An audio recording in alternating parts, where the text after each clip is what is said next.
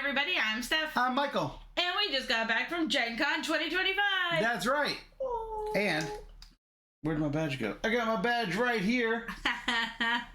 Ta-da! Official. And as you usually do when you go to GenCon, you got to pick up these pins. Because I got my BGG 25th anniversary pin. That's very exciting. Attached to my geek badge holder. If you don't have one of these badge holders, I got to say, it's pretty darn awesome.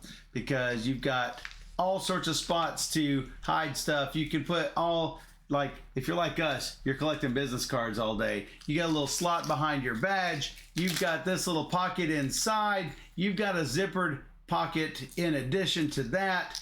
And you got this cool thing in the back where you can, like, put your hotel key and pins or those little cutters to, like, cut the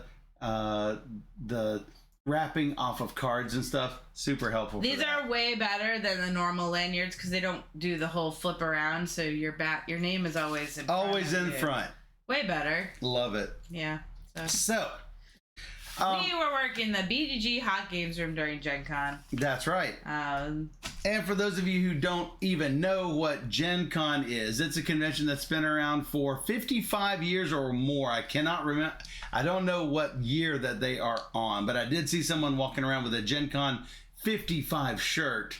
Right. So we're at least a 55 and maybe beyond that. It's a lot. And it's in Indianapolis around this time every single year. And so one of your friends came up to you when you were working in the BGG Hot Games room, one of the locals here, and they said, one of our friends said that this is just like Tennessee Game Days, but bigger.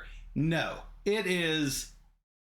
It's not a PlayCon. It's not even the it's not even the same realm of con or the size of it, because Tennessee Game Days, we're talking 700 people. This is 70,000 people. And it's not a PlayCon, it's an industry con where publishers are showing off all of their games that they have that generally will release, you know, at major events, usually something like GenCon or Essen. So, or UK Games Expo, some kind of big convention. Right. So for us, it's generally not a con where we play games. In fact, you'll routinely hear me tease that GenCon is not for playing games. And for us, it's usually not. If you enjoy playing games, there are roughly 3 or 4 options for gaming. You could just park somewhere in a hotel lobby and play games, and no one is going to check on you there. But the problem is finding space, because you're just playing on these small tables. The lighting is really bad too. Of course. Yeah. Supposedly, the JW Marriott next to the convention center does have open gaming. I'm not sure if it's sanctioned by GenCon or if it's just something that the JW Marriott does, but supposedly there's open gaming, and you probably have to bring your own games. GenCon has open gaming. However, those are ticketed events, which means there's a charge in addition to the fee just for having a badge, your badge fee. Right. So, and that is in the Lucas Oil Stadium. There's a tunnel that gets from the convention center to Lucas Oil Stadium, so you could play right there on the field where the Indianapolis Colts play, which is a sight in itself, I gotta say. Yeah, it's kind of cool. And there is the GenCon Games Library there. I don't know what titles they have, but they do have some titles. And finally, there is our favorite, the BGG Hot Games Room, where we work every year to check people in, to check out the games and whatnot. So every year, publishers will provide the games that they have for sale on the vendor hall floor. The new games that were released in 2025, and they will provide those to Board Game Geek. And those are the games that you can play in the Hot Games Room. Yeah. Unfortunately, it is a ticketed event because GenCon makes BGG take tickets for this event. It is in the Hyatt, which is diagonally adjacent to the convention center on the second floor. So if you're ever at GenCon and you want to come say hi, then come to the BGG Hot Games Room. All of these titles, which this year there were around 500 games in the Hot Games Room. It's a lot. We had to punch them all. And yeah, we do that every Wednesday. You're going to talk about that here in a second. Yes. But all 500 games that are donated by these publishers will end up in the BGG game library, which are going to be used for BGG Fall and BGG Spring. And currently there's 10,000 titles in the game library, and that's periodically culled. It's a lot of titles. It's a lot. It's a lot of games. But Foglight says GenCon is older than me. How nice. James says such a cash grab. Yeah, well, that's GenCon. That's GenCon. I mean, hotels prices are crazy high. You have to book a certain number of days if you're going to use their lottery system. Yeah, and if you do manage to get into their lottery, win the lottery for a room prices are generally around $300 a night. If you plan on just showing up and getting a room anywhere in the area, I did do a test to see how much it would be. $800 a night if you're not in the hotel block. No, it's ridiculous. Yeah, it's crazy. Yes. Yeah. One year we did an Airbnb and that worked fine. That worked great. Yeah. But yeah, if you're trying to stay close enough and cheap enough, there's some really sketchy hotels out there. I warn you in advance. So keep that in mind. If you're going to go to GenCon, make sure to plan well in advance. James says, okay, officially no GenCon for me. You've just got to do it wisely. A lot of times you can volunteer with publishers who will usually give you your badge, often your room, a daily stipend or some sort of payment, and or free games. So they usually won't pay for travel, but they will pay for you to stay. Depending on how much you're working for them. So if that's what you want to do, it's not that bad. Yeah, but they sold out. 70,000 people. It's a lot of people. 70,000. So talk about what we did for the BGG Hot Games Room. Yeah, so Wednesday we showed up probably around 4, and Wednesday is always a day that we just dedicate to punching games because we know we have to. Day zero. So we show up and, we just get to work. I know, they didn't want us to start punching things right away, so we started de-shrinking everything because we know we had to do that. So, because then we had to label everything. Adding labels to all the games. In other words, putting them in the BGG database so that we have record of those games existing and so that we can scan those games to check them out, either at GenCon or at BGG Fall or BGG Spring. Right. Yep. So we did that. And it might have been 80,000 this year, actually. I'll have to go back and look. While you talk, I will look. So we had what we call the punch party, and tons of people show up and help punch, and BGG provides pizza, etc. for everybody. So I don't mind doing that. I miss out on going to other media events. I think there were 5 others I was invited to that day, but that's okay. I don't mind sitting and just punching games too. So it helps us get ready for the next 4 days. Got you. And so we actually finished really early on Wednesday. So 10 o'clock p.m. really early. That's what I'm saying. Last year was 11. The year before that was 1 after midnight or something. Yeah, it was late. And Lainey was doing labels late, which is why we sort of shifted things. Put the labels on first. Yeah, that worked. Wise plan. Stephen and Michael and I worked on doing that. Yeah, it was good. So we actually had time to play a game or two that Wednesday. And by we, Michael went to sleep. I was running on 2.5 hours of sleep at the time. And he drove there, so. And Aldi was like, only 5 hours. It's not bad. Aldi was like, let's play a game. And I'm like, yeah, let's play a game. So we played a game called Orbit. And Orbit is a new Knizia game from Bitewing Games. In the game, you're racing to visit all of the planets first. And if you do that, you will automatically just win. So you're just trying to visit all these planets. Now, on everybody's turn, a planet will move, or two planets, depending on the card you play. Several planets could move. One planet might move 2 spaces, etc. So things are moving around the board. Or somebody might be sneaky and turn the planet around to go the other way. And so, like, you're planning on this yellow coming at you. How do you turn a planet around?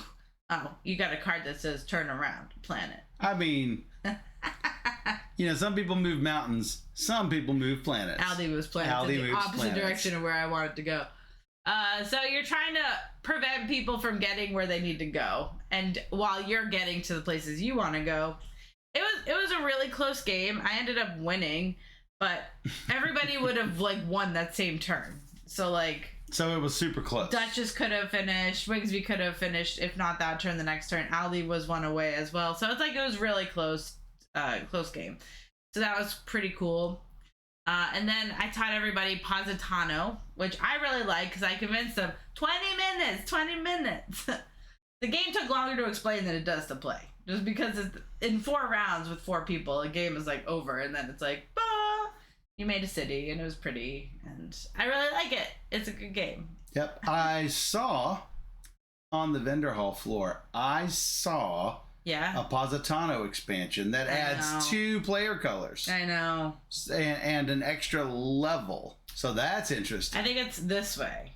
Oh, I thought it was 5 up. Maybe it goes up, but I know it goes 5 over. So it's 5 by 5. So instead of a 4x4, it's a 5 by 5. That could be. Interesting. So I really do like that game a lot. And yeah, Wednesday was done.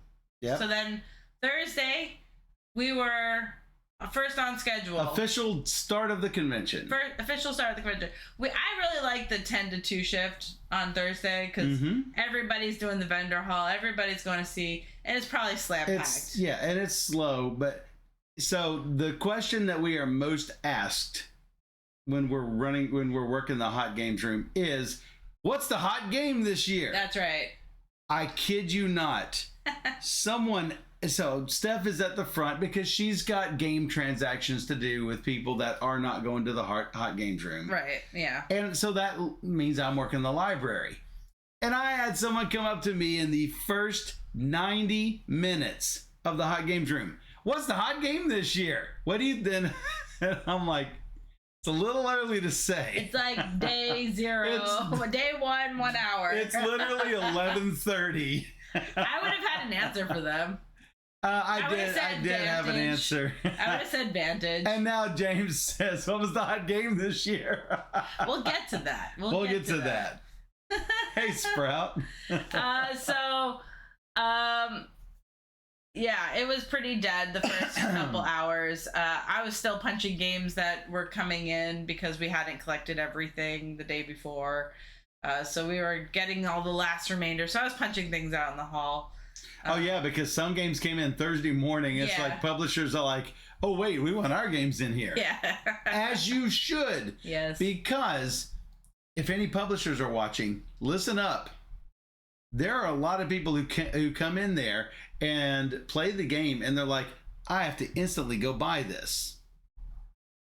And that's how things sell out. Yeah, that is how things sell out. And even if there's no copies available, they put it on their wish list and they eventually buy it. I promise you this. For sure. And you gave a lot of people recommendations on what to play. So many. And they all said... They all came out, were very appreciative. I got at least 4 comments from different people saying how much they loved my recommendations. And they're probably going to buy those games. Oh, 100%. So... 100%. That's what happens. So, I gave great recommendations. I have too many ideas going on whenever that happens. And so when someone asks me, I'm like, I'm not the best person to ask. It's easier in Go your check position because you're at the library. You can visually see it. And that's what I do. And my problem is I'm not there, so I can't be like, oh yeah, alibis would be a great fit. But that for helps 6 you people. focus, I think. You are so good at that. I had to pull up the list a lot and be like, okay. Oh, but you are much better than I am at that. Well, yeah. Much better. Well, you have to ask, what do they like? And then they say, oh, they like 2-player, even still, I'm just not games. good at it. Okay, great. Timbertown. Because great. I'll either get 14 things I'm thinking of or 0. When you're put on the spot like that. It's tough. It's tough. But the library is right next to you. You should be able to do it. I turn around and I pick things out. But then I'm like, they leave, and like 10 minutes later, I'm like, oh, that would have been a much better recommendation. I hate when I do that. Yeah, I get that. So, I get that. We decided to take a lot of the early and late shifts because we need to go to the vendor hall to meet with all the publishers. Mm-hmm. Either we have meetings or we just have chance encounters at the booth. And sometimes this can be really difficult if the person that we need to speak with is busy or missing. So, imagine 31 rows of publisher booths. Now, some people say, oh yeah, I'm just going to hit the vendor hall in a day. 31 rows. And I don't mean a row of 4 booths. I mean a row of 60 booths. Each of the rows had the rows were numbered from 1 to 31, and they had addresses up to 69, I think it was. Each of these rows. Now, some of these booths were large, and so like one booth and one address doesn't exactly match up. But you've got 69 possible booths in a row. It's a lot. It's ridiculous. And then you get to like the Asmodee section where there's so much space and tables. So that goes pretty quick. So there's nothing really to like do and talk to vendors and stuff. It's just demos. James, you're wrong. We have to play all the games. All the games. So we started the hall. We had several meetings the first couple days. So I planned the meetings so all on the one end, and then all on the other. And it worked so well. It was much better that way. So I'll tell you, we did our meetings. Yeah. Ran down up and down some booths, some aisles. Yeah. I think in the 4 hours we got through our meetings and a whopping 5 rows. 6? 5 or 6. It was 5 or 6 rows. Yeah, it was pretty slow going. It was very crowded that first day. So, let me tell you how crowded it is. It is literally... You are waiting on the person in front of you, who are waiting on the person in front of them. And sometimes you'll have these intersections where you can't even get through. You'll have the river going the wrong way towards you, the river of people, and you got to cut through in order to get... And then you get to like intersections and you're just stopped. I mean, it just stops. It just stops. They did ban wheeled carts and that helped. And rolly bags. People were still doing it, but it was definitely less. But there are people with large motorized wheelchair scooters going through there that still slowed things down. Oh, for sure. I mean, clearly, if that's the only way you can get around, there's no shade there. I'm just saying it's hard to move when they can't move because everyone's in front of them and they don't want to run over people, right? Mm-hmm. So, and that just slows down everyone. It's not like you can just easily walk down the 69 booths. It is slow. Sardines. Yeah. You will miss James says Spiel bans backpacks and only allows wheels. Time to bring an air horn or a bike bell. There's nowhere for them to move. You can even say, excuse me, it doesn't work. It is packed. It is that packed. Yeah, it's definitely very packed. behind us said, Michael, you can't speak for them. They may indeed want to run people down. If I had a motorized scooter, I might have.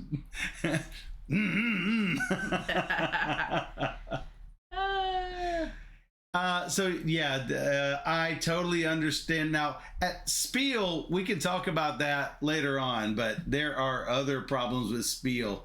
Yeah, mostly there's literally nowhere to play. There's nowhere to play. There's nowhere. It's really difficult to get a hotel room at Spiel. But we'll talk about that in another video. There are different challenges for Spiel. Yeah. Right. Yeah.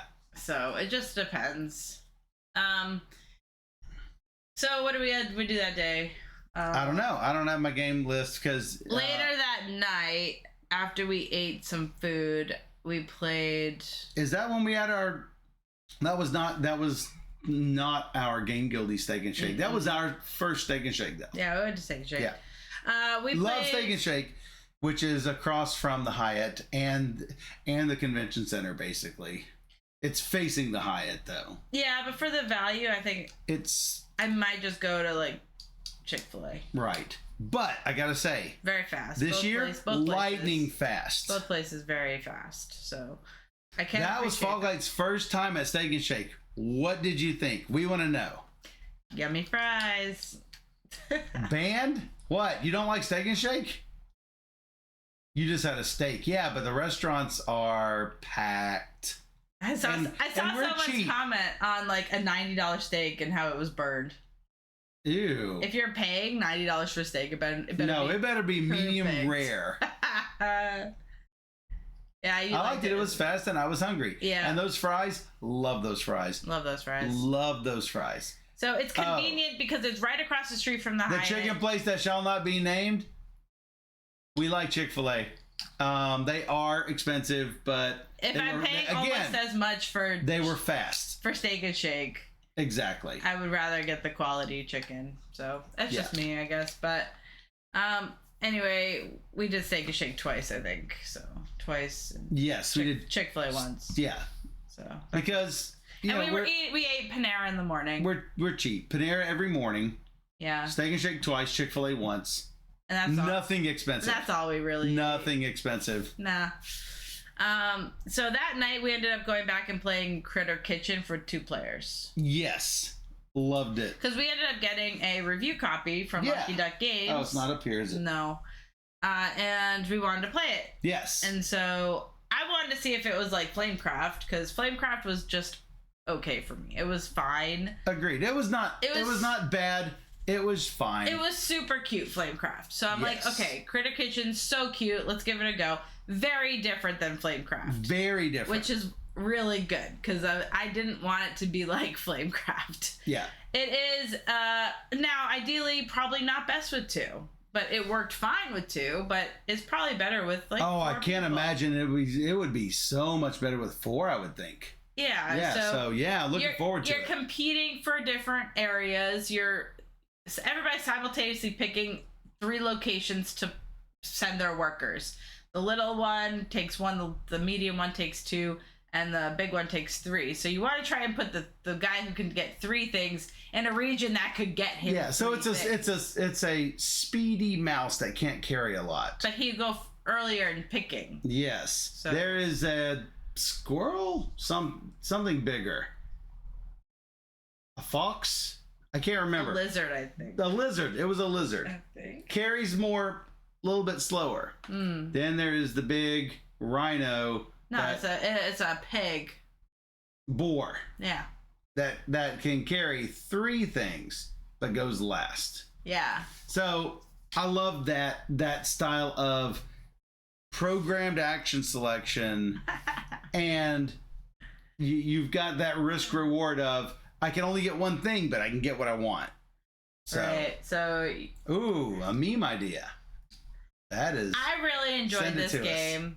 It worked really well for me and how I like to play games. I like the simultaneous. So like, well, I think Michael's gonna go there, so I'm gonna go. I love try that. This. So for me, I really enjoyed this simultaneous play.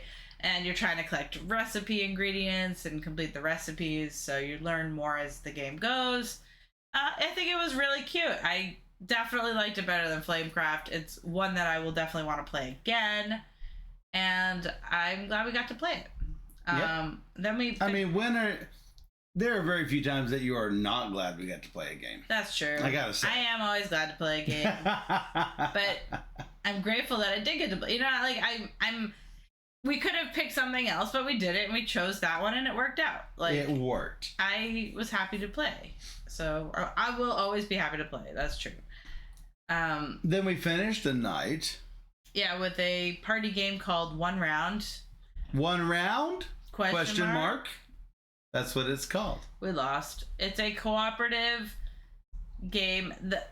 I like the idea of this game. So you start with 3 words, and then you're gonna have to like give a clue for them to put the number in the right position on the board, and then the board gets bigger and bigger because there's all these clues now, and so you're still trying to insert the right number. It's sort of like timelines. Yeah, but the problem is the players are the ones giving clues. Right.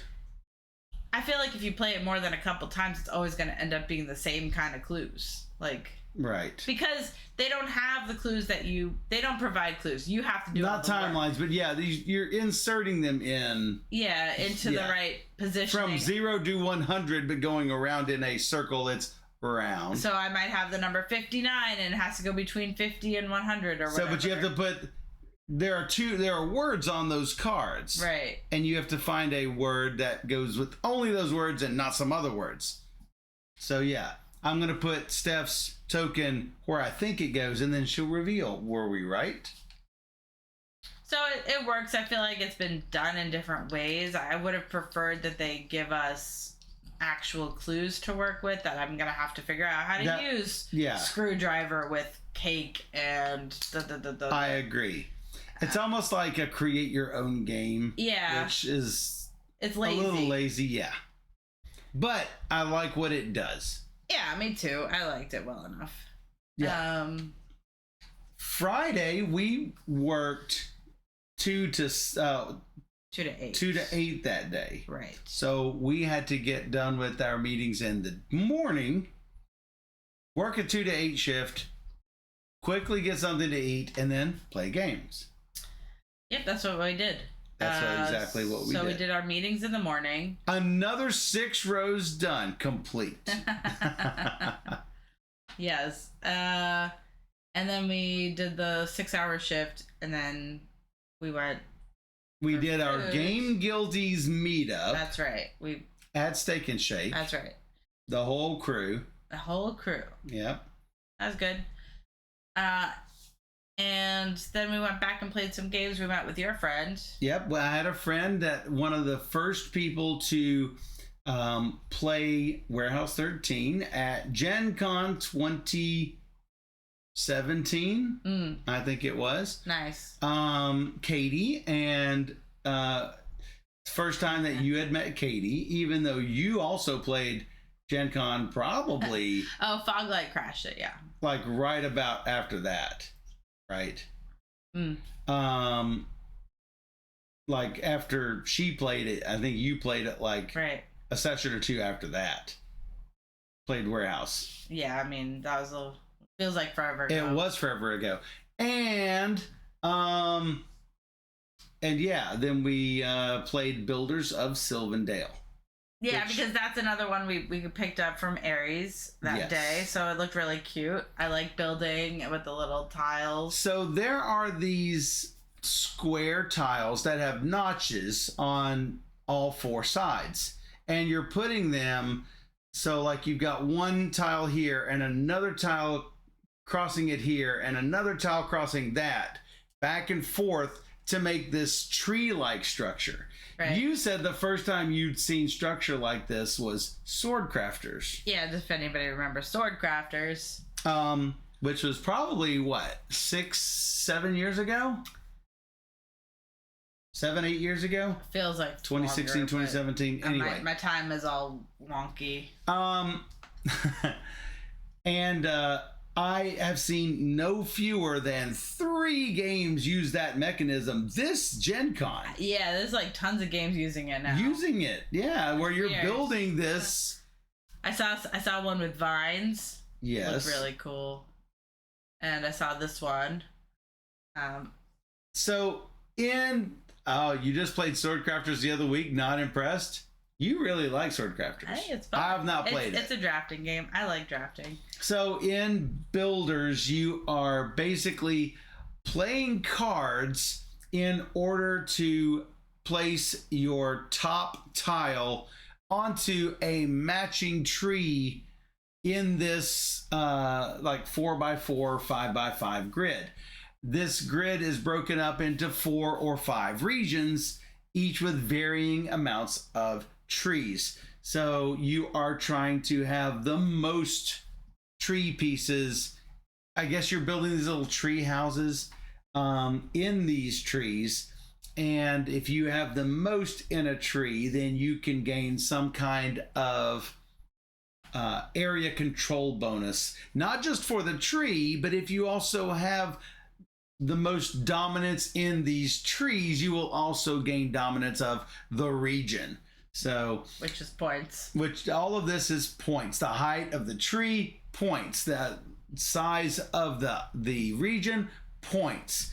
And if you can play 3 cards that have a matching symbol in the corner, you could chop down someone's part of their tree. So rude. You can move one of your tree sections from, or someone else's, I assume, from one tree to another.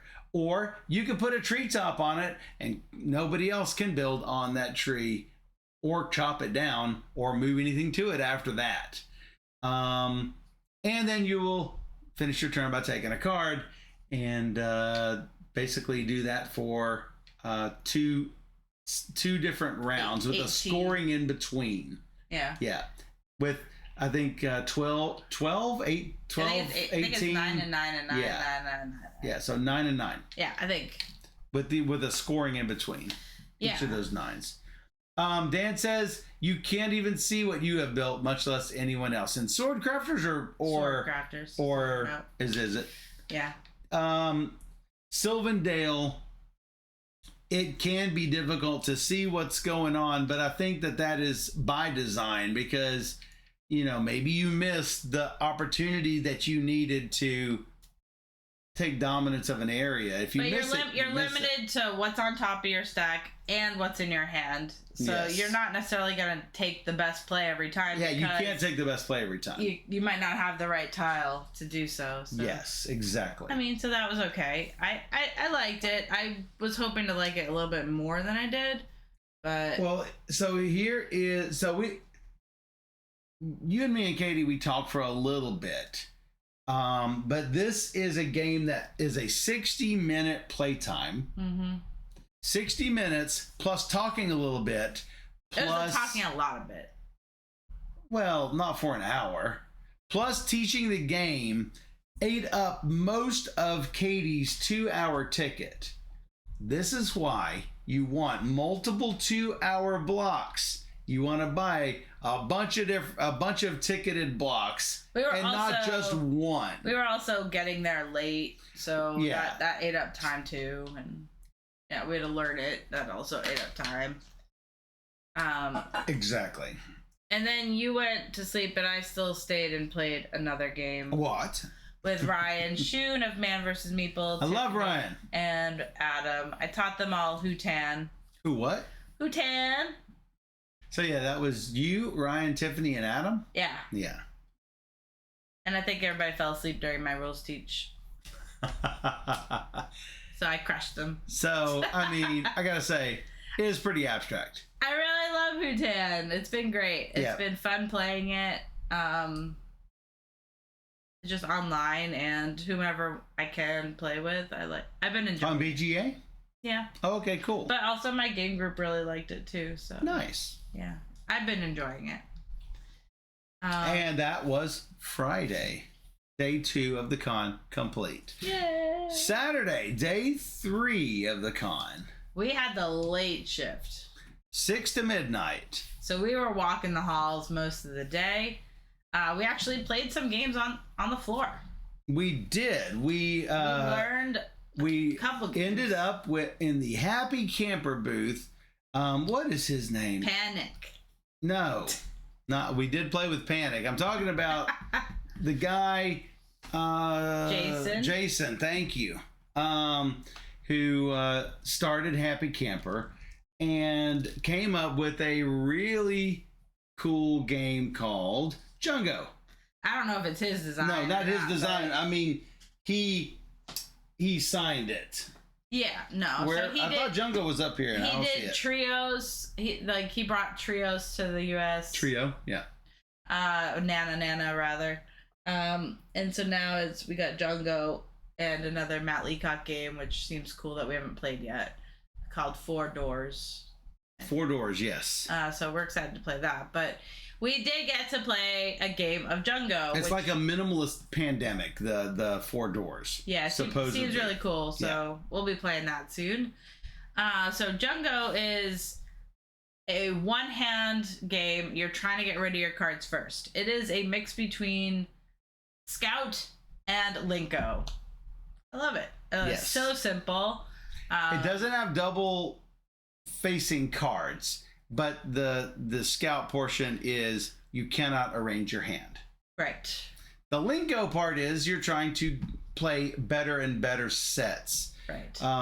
No runs, but sets. But also, like, if you play an 8 and I play 2 1s, I could take your 8 and put it into my hand. Yes. That's also a Linko kind of thing. Discard. Here's the thing that is not like Linko. If you don't want their stuff, it discards away. But if you go all the way around, yours discards away. So it's going to get discarded whether you win or lose. It's just that if yours goes all the way around, you can play whatever you like, which is awesome. So it's sort of like Linko in that respect, and sort of like Scout in the. But if I overplay you, you don't have to replace that card. That's correct. That's the difference with. I don't have to take it back and do my own. It does not get a Bluxed. Right. It was called a Bluxen before Linko. Right. So yeah. So there's differences, but it definitely reminded me of the two games. Absolutely. Like coming together. And it was really good. It's really good. It's really fast. Game. We played it twice yesterday with Amy too, so yes, it was really fun. So definitely a great little 15-minute card game or less, probably. If you're looking for a really fun, fast game. Yeah. We found out that our friend Bobby is now in charge of marketing and review copies for Buffalo.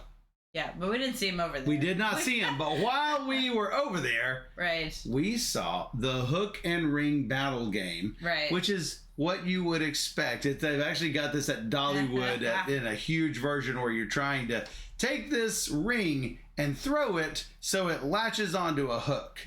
Well, they've got a small wooden version that you can try to. Michael is much better at it than me. I found I'm much better at this one than I am at the one at Dollywood, I gotta say. Well, yeah, the one at Dollywood's huge. It's so hard. It's really hard. So, yeah. So we played that. Yeah. And we actually got through all the rest of the rows. Yeah, I mean, somehow. Yeah, so the ones in the middle, you've got Asmodee with this big booth. Tycoon Games that's got a big booth, and Renegade with a big booth. And I gotta say, I'm not a fan of the booths that span multiple lanes wide, which all 3 of those do. And you've gotta, it interrupts your up and down flow when you gotta go down around the booth and continue your trek downward, so right, or upward. But I understand they need a big spot a big footprint, but that helps you get through those middle rows a lot quicker. That's true. So there were several that we had to hit on Sunday. It would be fine if everybody wasn't in my way. I mean, yeah, like a booth. Yes.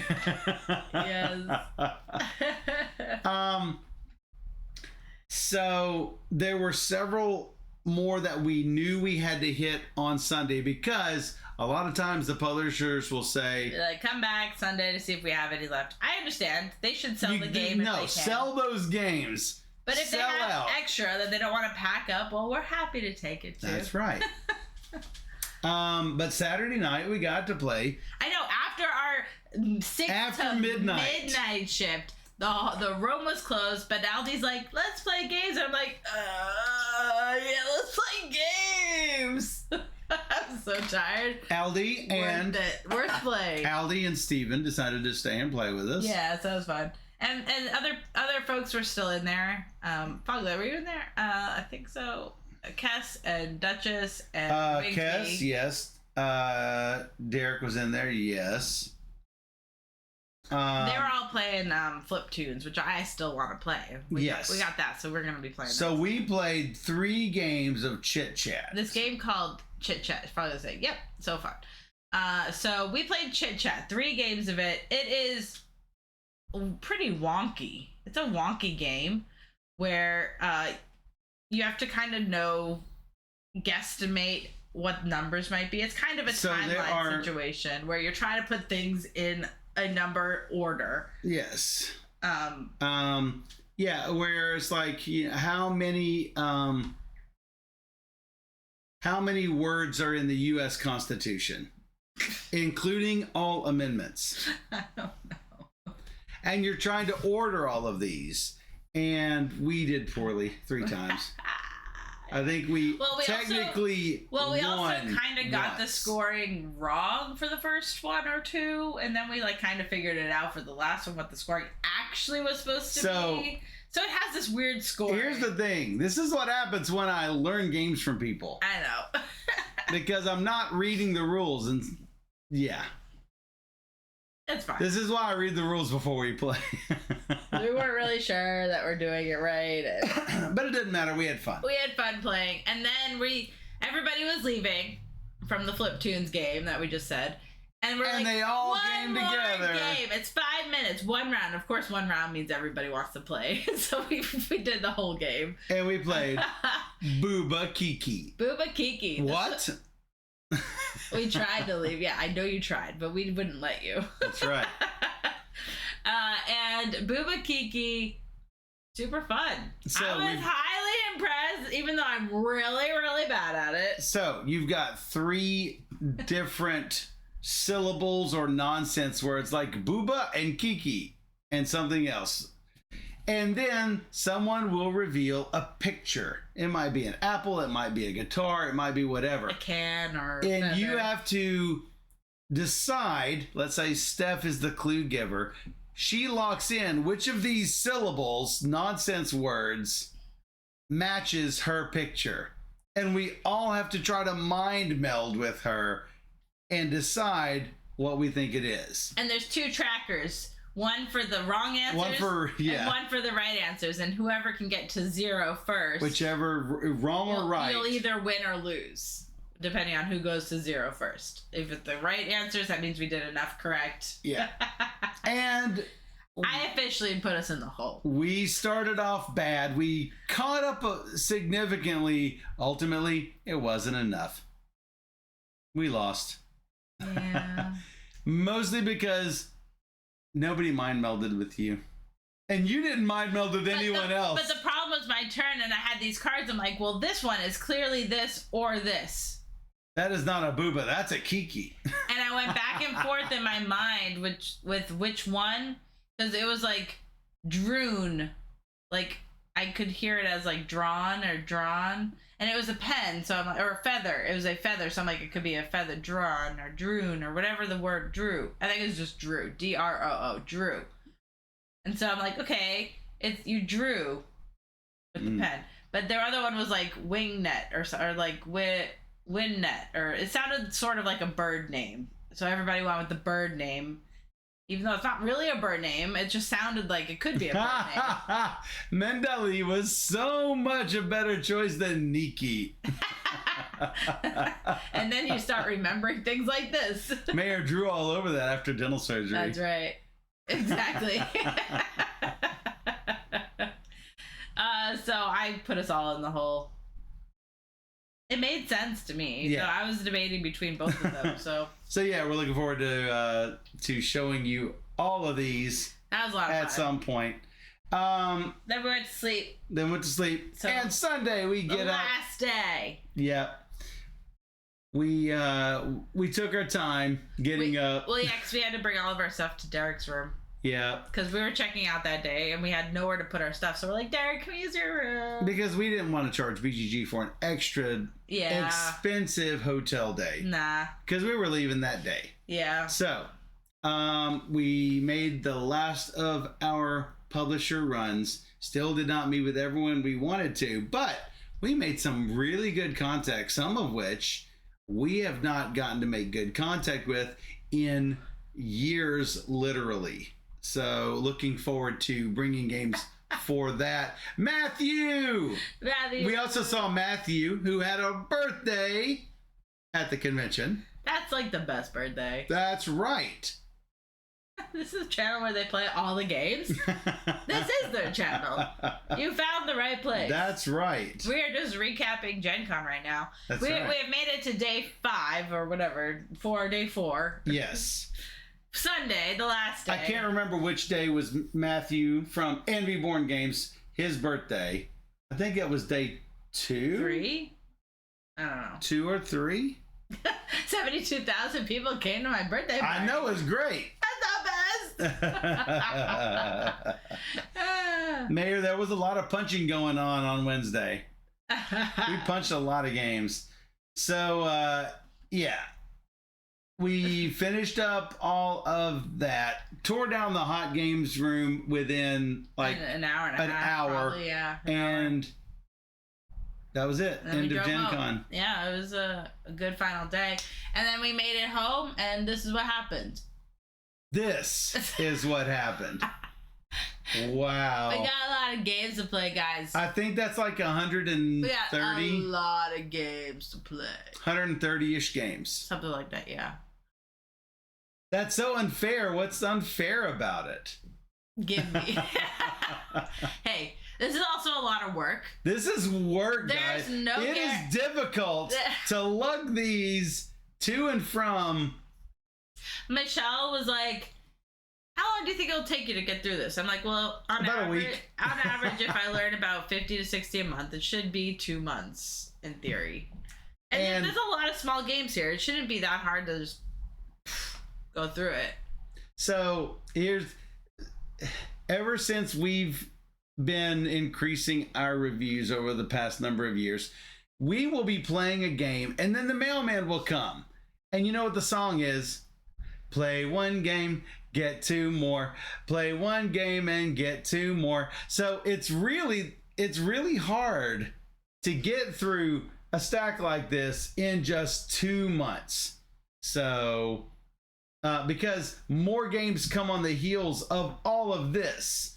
So someone says, is that the Dark Quarter by Lucky Duck? Yes, it is. We played that game 3 years ago on stream with Evan, and it was amazing. The game creator, Evan Derrick, he is local to us. Amazing fun. And you should really check out that video. It was a prototype version of the game. Yeah, I'm very excited to play We just got the actual copy of the game. I realize it takes a while to craft all this stuff, and that's why it took a while. So Van Ryder is local, but we did get this from Lucky Duck instead of Van Ryder. Yeah. So thanks to Lucky Duck, but we do appreciate our friends at Van Ryder as well. I can't believe you noticed that, James. Honestly, it's hiding in there. Nobody really knows about that one yet. It was super rare. I got very lucky talking to Arno. He's like, wait a minute, I got 1 left. And I'm like, I got Fortunes of Scoundrel Bay. Didn't he say that there were 12 copies or so? Basically, it's a Spiel release. So, and he only had 12 copies. I know. And he reserved this for us. I was very excited because I love Chili Fox. I love all those guys over there. They do great work with their games. So I'm very excited to play that for you guys. Highly. Los Torpedoes backed Dark Quarter after our stream. Oh, awesome. He remembered. Nice. Well, it's because it's great. It's because it's great. Matter of fact, I believe it was my #1 game that month. I can't remember. I'll have to go back and look. It was definitely one of the best games we played that year. So, yes, I know. Yeah, I'm very excited for Scoundrel Bay. So I'll bring that to you as soon as I can. Obviously. Yeah. Very excited for that. There's like that and Regicide Legacy are like my two like I need to play that right now. I want to play. So no, say Mayor Hoarders generally hoarding is for people who will never do anything with the things that they collect. Yeah, they just keep it. All of these will get played. These will get played. Oh, they're getting played for sure. Oh yes, for sure. No hoarding going on here. Everything is legitimately kept. Holy haul. Holy haul. I know. But look there's a ton of small games here. So I honestly I don't think it will take us that long. I am actually, as many small games as there are, I actually thought there would be more than this. Because I think the trend is moving towards those smaller games. Ever since all of the shipping problems post-COVID, like immediately post-COVID, where the shipping container rates went way up, a lot of game designers and publishers started moving towards those smaller footprint titles that you can fit 24 to a case instead of 4 to a case, or in the case of something like Galactic Cruise, 2 to a case. And so I expected there to be a lot more. Plus, all of the tariff situation going on, you want as few materials as possible to keep your manufacturing costs low, which keeps your tariff costs low, which keeps your price point low, which is what you have to do in an increased tariff sort of situation where things are really uncertain. I thought there'd be a lot more of these that were smaller, but look at this whole pile of small games down here. Yeah. That's a lot. Legend says this is the GenCon haul. Now I want to talk about the hot games. We are missing 12 Rivers. 12 Rivers. That was definitely one of the hottest games of the hot game room. Yes. We are missing Luthier. Yes. Which is huge box. Big box. And that looks amazing, honestly. It looks really good. So I definitely want to be playing that. Ready, Set, Bet Deluxe Edition. Ready, Set, Bet Deluxe Edition. It's so beautiful. What else was T-Witches was hot. T-Witches was hot. What were some other ones? You were at the desk. So it's weird. There was T-Witches and T-Garden, and I think there was even T something else. Probably Slay the Spire is the biggest one that we have here. Yes. Slay the Spire is in there somewhere. It's a pretty big box. Fractured Sky was a fairly big box, but not as big. James's Luthier is in a container. Oh, well. Container ship. What else was hot in the hot games room? Maybe Roth?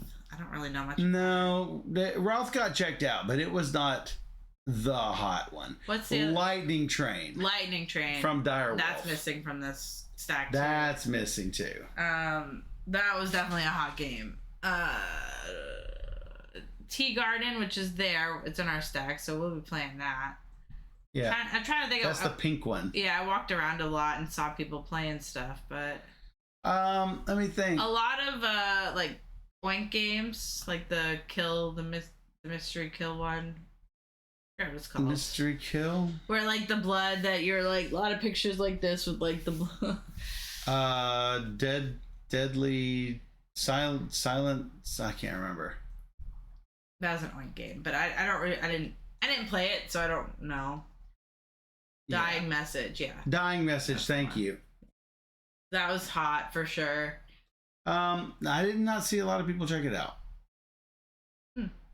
So you might have saw a lot of people playing it. I saw a lot of posts. I did not. So. Yeah, but I did not check. I don't think I checked it out. I think there's only one copy. Gibberish got checked out quite a bit. Yeah. And it sold out because everyone was loving it. Not silent but deadly.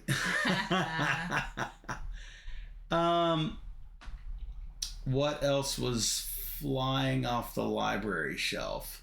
I mean, it was like Lightning Train and 12 Rivers were the ones that someone would bring it in and it would immediately go right back out, to the point that I thought we had one copy of each and we really have two.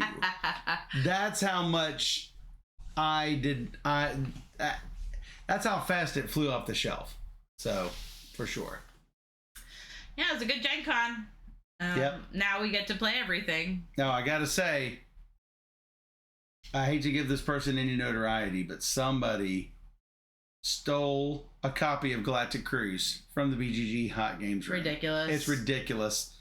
And people were really careless in the Hot Games room about the game pieces. So, for those who are in the Hot Games room, please take care of our games. I mean, not our games, but BGG's games. I mean, it's not just you; it's everybody else after you that could have possibly played it, right? Yes. And Galactic Cruise is like a big game that tons and tons of people want to play. Yes. Whether it's at Gen Con or just simply in the BGG library. Yeah. That's a hot game. Yeah. So there was a pile of lost pieces as large as BGG Con. And that is hard to believe, considering only 500 people were in a room at the time, and there are 3,500 people at BGG Fall at a time in a library that is 10 times as large. And the stack of lost pieces was as big. My theory on that is because you have a ticket, you're rushed to put everything away, you're rushed to get out of there. People are less likely to look around the floor for pieces. They don't care. It's not their game. And that's why. Yeah. I'm almost convinced that that's why, because of the time commitment. One person even dumped a beer on Ready, Set, Bet Deluxe Edition. The huge one. A $125 game, if I'm not mistaken. And not a can of beer. A huge craft beer glass of beer. Mm-hmm. Ridiculous. And did not compensate BGG for it. Yeah. So, take care of other people's games, guys. I know it's probably not any of you out there, because y'all would never do that, but it did happen. We don't want to get to the point where we have to implement a no food and drink policy, a no large bag policy, or having to scan people's badges to find out who's not taking care of the games, because that just slows everything down. Yeah. We were priding ourselves on not wasting anyone's time, where it literally takes 2 seconds to check out a game. Scan the game, scan a QR code, done. It's that quick. But yeah. Yeah, Mayor said the difference between how you treat your own car versus a rental car. I treat rental cars Yeah, you're going to get just charged. like my own. Yeah, I don't want to get charged for it. You're going to get charged if anything happens to it, so. So, yeah. James, you should definitely come back to BGG Con. It is my favorite publicly accessible con where anybody can buy a badge and hang out with your friends. So, yeah, for sure. No, keep drinks away from the gates. I know, but it generally wasn't a problem. Most people took care of things. Yeah. But it just takes a few to really start changing things up. Mm-hmm. You know, we don't want to get to I'm glad we have not heard of any major thefts at Gen Con this year. Mm-hmm. Like the craziness a couple years ago with the Lorcana cards. Or the magic cards, whatever it was. Yeah, the magic cards, yeah. So. Yeah, it was a good con though. It was a productive 12 convention. games played. 12. That's like a record or something. Yeah. So it was really fun. Yep. and we had a good time. That's right. I saw all of our friends, and yeah. So when we got back, Sweet Amy came over on Tuesday. Yesterday. And I gotta say, we were talking about conventions and everything, and she was like, "Oh, what game for this? What game for that?" And I'm thinking to myself, it really is not about the games for me. Whenever Steph asks me what I want to play, I'm like, I don't care. Let's just play games. You know why? It's because of the company. It's because of the friends. It's because of people like you who we want to play games with. Ultimately, the games don't matter. You guys are what matter. The games matter to me. I mean, games are fun. But you do like it is with the people, right? Yeah. You play the games with the people you love, right? Yeah. And someone has to pick. That's right. I'll pick. I'll pick. Because it matters to me. But yeah. Anyway, so if you enjoyed this Gen Con 2025 overview and you enjoy recaps of all the games we played, we do weekly recaps every week. We also do overview videos. We do teaches. We do playthroughs. So if you enjoy all of these things, come find us on our YouTube channel. Just search for Board Gamer Steph. Or even better, you can join us on twitch.tv/BoardGamerSteph, where we stream live every Wednesday and Sunday night at 5 p.m. Central, and we bring you 3 games or more every single stream. So come join us on Twitch, where we play all the games. And for those on Twitch, we'll be right back.